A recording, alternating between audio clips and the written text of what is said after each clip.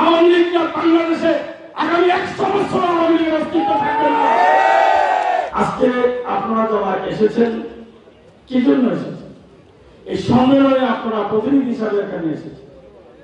কিসের সম্মেলন এটা? বাংলাদেশ জাতীয়তাবাদী দল বিএনপির সম্মেলন।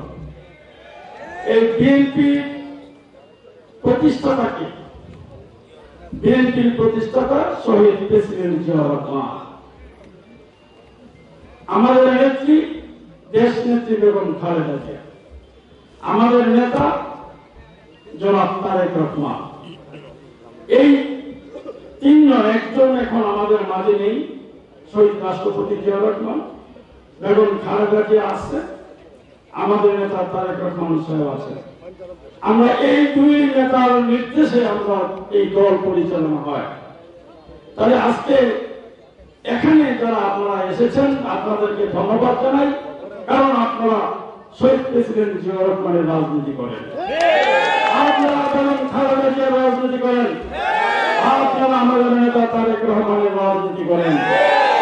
এর বাইরে যদি কেউ মনে করে খুবই জনপ্রিয় ব্যক্তি ডাকলেই হাজার হাজার লোক আসবে, যদি বিএনপির স্টিকার আপনি না থাকে, আপনার বিএনপির পতাকা যদি আপনার না থাকে, আপনি কেউ না, কেউ না, কারো জামানত থাকবে না।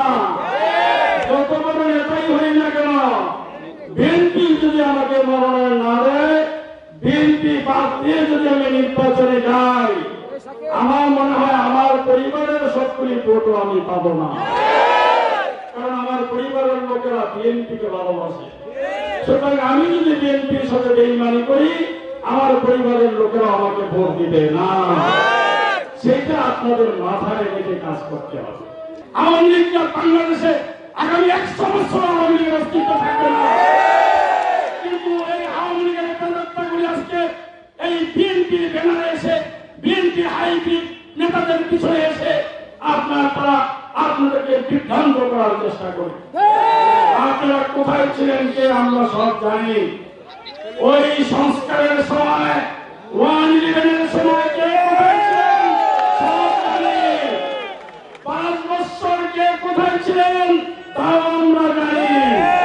সুতরাং আপনারা এখন, আমি বলবো, বিএনপি করতে চাইলে তারেক রহমানের কাছে ক্ষমা আছে, বেগম খালেদা জিয়ার কাছে সোজা পথে চলুন। বাঁকা পথে চললে আমরা আমাদের আঙ্গুল বাঁকা করব। সুতরাং আপনাদের কাছে, আপনারা এটা বিএনপির ঘাঁটি, যেহেতু বেশি কথার প্রয়োজন আছে বলে আমি মনে করি না। আমার নেতা তারেক রহমান সাহেব বলেছেন, এই অন্তর্বর্তীকালীন সরকার, এই সরকারকে সব প্রকারের সহযোগিতা করার জন্য আমরা করে যাচ্ছি। কেউ কেউ যদি মনে করেন যে বিএনপি তো খুব লিবারেল ভাবে চলছে, সুতরাং বিএনপির উপর আঘাত করে কেউ কোনদিন পায়নি, পতন হয়েছে। আবার আপনারা যদি করেন, আপনারা বেশি দিন টিকতে পারবেন না। কোন রকমের ষড়যন্ত্র বিএনপির নেতা কর্মীরা মেনে নেবে না। আমরা চাই একটা সুস্থ নির্বাচন হবে অন্তর্বর্তীকালীন সরকারের অধীনে। যেহেতু এই সরকারের কোন দল নাই, সুতরাং এই সরকারকে সহযোগিতা করা আমাদের দায়িত্ব, সেটা আমার নেতা বলেছেন। বিএনপি একটি বড় রাজনৈতিক দল, এদেশের রাজনৈতিক দলগুলির অভিভাবক হল বিএনপি। সুতরাং বিএনপিকে পাশে দাঁড়াইতে হলো এদেশের শান্তি শৃঙ্খলা বজায় রাখার জন্য। এখন শান্তি শৃঙ্খলা বজায় রাখার জন্য কিছু আপনার বিভ্রান্ত লোক যদি আপনার এই কাজে লিপ্ত থাকেন, আমার নেতা তাদেরকে এই দলে রাখবে না। আপনারা দেখেছেন যে অনেক ব্যক্তিকে, অনেক নেতাকে, বড় বড় নেতাকে শোকজ করা হয়েছে, অনেককে দল থেকে বাহির করে দেওয়া হয়েছে। কারণ আমার নেতা চান দেশের মঙ্গল, দেশের জনগণ সাথে শান্তিতে বসবাস করতে পারে। সেই জন্য সেই রাস্তায় আমরা আগাচ্ছি। আর সরকারকে বলতে চাই, নির্বাচনের পরিবেশ এখন তৈরি হয়ে গিয়েছে, মানুষ এখন নির্বাচনমুখী। সুতরাং আপনার এই নির্বাচন খুব তাড়াতাড়ি, আগামী ফেব্রুয়ারি মার্চের মধ্যে আমরা নির্বাচন চাই। এই নির্বাচন হবে, আপনাদেরকে সব রকমের গ্যারান্টি আমরা দিব। নির্বাচনের পরিবেশে কোন রকমের বিশৃঙ্খলা হবে না। সেই নির্বাচনে বাংলাদেশের বড় রাজনৈতিক দল বিএনপি ক্ষমতা আসবে, আমার নেতা এখানে প্রধানমন্ত্রী হবেন, দেশ আমার স্বাভাবিক পরিস্থিতিতে চলে যাবে, দেশের মানুষ শৃঙ্খলা আজকে দেশের মানুষ বিএনপি যখন ক্ষমতা আসে তখনই আমাদের দেশের মানুষ শান্তিতে থাকে।